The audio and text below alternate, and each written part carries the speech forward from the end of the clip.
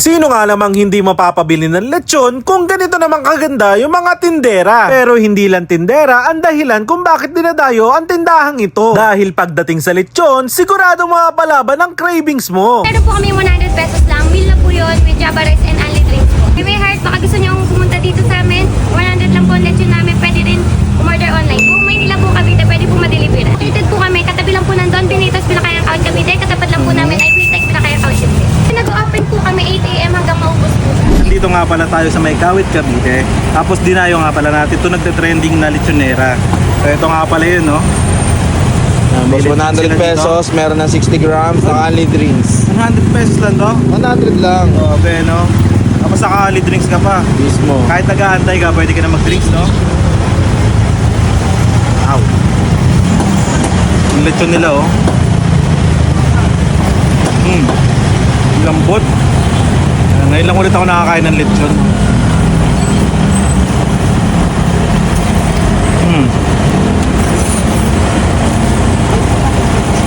Grabe. Isang balat, oh.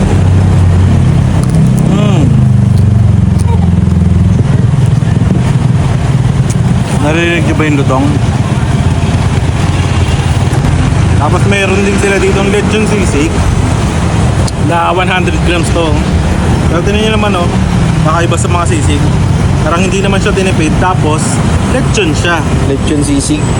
Lagyan natin ng kalamansi. Ayan. Mainit-init.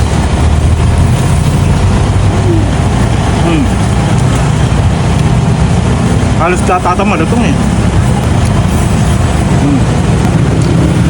Meron nga rin pala sila ditong kare-kare. Ayan, oh.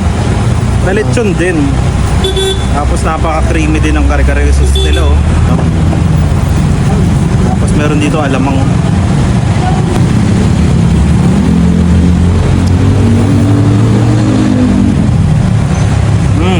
Balance na balance, ah. Alat, tamis. Yung peanut sauce, napakasarap. Kahit walang alamang eh, masarap yung lasa eh.